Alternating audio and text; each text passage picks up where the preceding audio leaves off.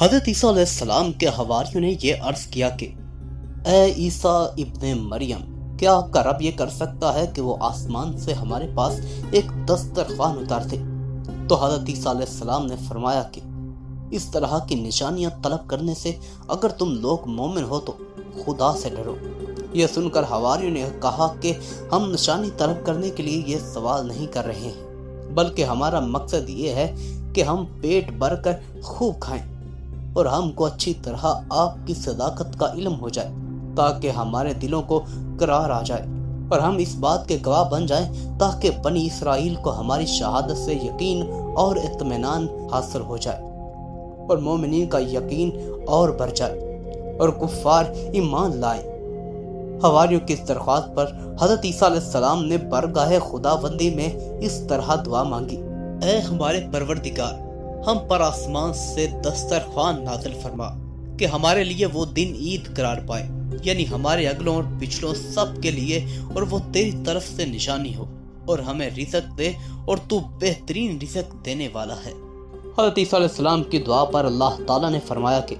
دسترخوان تو اتار دوں گا، لیکن اس کے بعد بنی اسرائیل میں سے جو کفر کرے گا میں اس کو ایسا عذاب دوں گا کہ تمام جہان والوں میں سے کسی کو ایسا عذاب نہیں دوں گا۔ چنانچہ اللہ تعالیٰ کے حکم سے چند فرشتے ایک دسترخوان لے کر آسمان سے اترے، جس میں 7 مچھلیاں اور 7 روٹیاں تھیں۔ حضرت ابن عباس رضی اللہ عنہ سے روایت ہے کہ فرشتے دسترخوان میں روٹی اور گوشت لے کر آسمان سے زمین پر نازل ہوئے، اور بعض روایتوں میں یہ بھی آیا ہے کہ تلی ہوئی ایک بہت بڑی مچھلی تھی جس میں کانٹا نہیں تھا، اور اس میں سے روغن ٹپک رہا تھا، اور اس کے سر کے پاس نمک اور دم کے پاس سرکہ تھا، اور اس کے ارد گرد قسم قسم کی سبزیاں تھیں اور 5 روٹیاں تھیں۔ ایک روٹی کے اوپر روغن زیتون، دوسری پر شہد، تیسری پر گھی، چوتھی پر پنیر، 5ویں پر گوشت کی بوٹیاں تھیں۔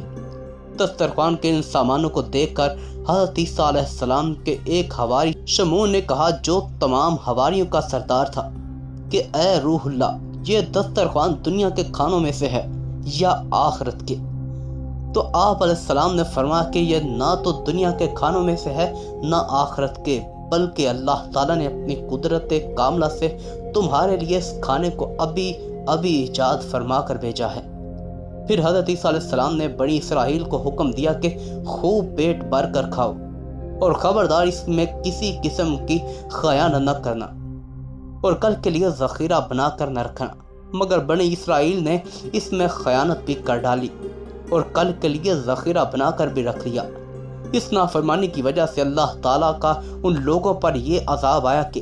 یہ لوگ رات کو سوئے تو اچھے خاصے تھے، مگر صبح کو اٹھے تو مسخ ہو کر کچھ خنزیر اور کچھ بندر بن گئے۔ پھر حضرت عیسیٰ علیہ السلام نے لوگوں کی موت کے لیے دعا مانگی،